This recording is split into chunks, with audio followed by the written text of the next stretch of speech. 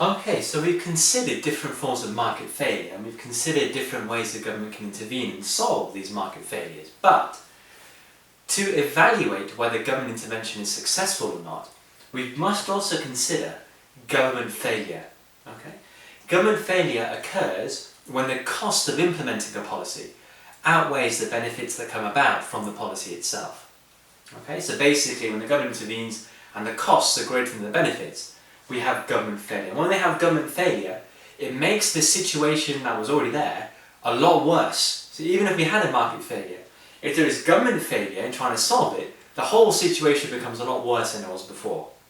Okay? So net social welfare is even more reduced than it was before. There's a greater loss of social welfare when there is government failure. So when can government failure actually occur? Well, three main ways it can occur. It can occur when the admin costs of a policy are very, very high. So a good example might be with regulation, for example. Often with regulation comes the cost of policing and the cost of enforcing the policy. Well, if these costs are really, really high, then you have a great chance of the costs exceeding the benefits. And if that's the case, you can have government failure. So anytime there are very high admin costs, you can see government failure. Again, if you're looking at pollution permits, for example, the cost of actually checking whether firms are sticking to pollution levels and pollution limits is very, very expensive. So you've got to consider the admin costs.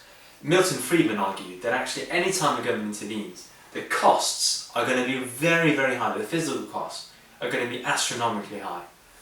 Alright, so that's always a good way to evaluate. Okay? And if that is the case, that they're very high, more than the benefits, we've got government failure. At the same time, a lot of market failures are caused by information problems. But who's to say that the government is going to have more information? Who's to say the government is going to be able to rectify any information problems? In truth, the government can suffer from the same types of information problems that free market agents suffered from. If that's the case, then who's to say that policies are going to be efficient? Okay, what if the level of tax that's being set is at the wrong level? Well, how does the government know what the right level to tax is? Doesn't. Okay, information problems in the government too. What's the right level to subsidise? What's the right level to regulate at? Okay, what's the right level of information provision to do? What's the right level of state provision? What's the right level of money to be ploughed into different levels of resources? It's very difficult to know the correct level of anything because of information problems that exist in government too.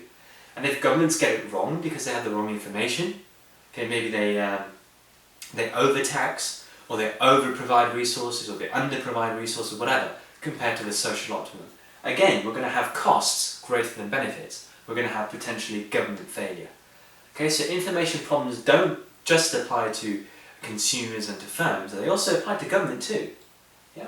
And if that's the case, and if the information problems are quite severe, and policies that are implemented are really bad and inefficient because of that, you could see government failure too. Okay?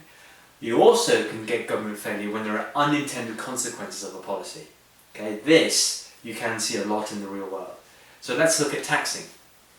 If government imposes a tax which is very, very severe, you might see firms shutting down, which is not the intention of the policy. Social optimum is not zero when let's say there are negative externalities or when there are demerit goods existing.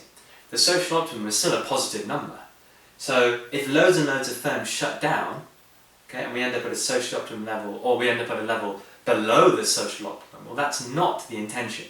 That's an unintended consequence. At the same time, if taxes are set really high, firms might actually leave and set up elsewhere. That's an unintended consequence. Similar for regulation. If regulation is too severe, firms may move and set up elsewhere. If regulation is too severe, you might see black markets developing as well, which is not good. Okay, that's an unintended consequence. Black markets which also then need policing and enforcing, which are costly. Alright, so these are all unintended consequences of policies. For subsidies as well, if subsidies are given to the wrong firms, let's say to inefficient firms, well, the consequence of that is that firms may continue to be inefficient. They carry on working inefficiently knowing that they have money grants coming in from the government, which will keep them afloat. So that reduces the incentive to cut waste or to cut inefficiency. That's an unintended consequence. So this is another way where governments can actually fail. Okay, and when governments fail, the end scenario is so much worse than the market failure in the first place. Okay, the further reduction in social welfare is massively great, and that's not a good thing at all. So there's always a big risk that any time the government intervenes in the market, even if it's trying to do good and trying to solve market failure, there is a good chance that the government can fail too. And in your essays, if you're evaluating policies, you can always bring in the fact that government failure is a distinct possibility, and you have to link it to one or more of these factors, okay, which give weight to why governments can actually fail. So make sure you do that in your exam. Not in a huge amount of detail, it's not necessary, but just an extra strand of evaluation is government failure, a good thing to bring in. Okay, I hope that makes sense. I'm also going to put in a link to a video by Milton Friedman down below. He argued that really any time the government intervened, there was a great chance of government failure. Okay, therefore the government needs to be more careful when deciding whether to intervene and set policy or not. But anyway, that's government failure done. See you next time. Thank you very much.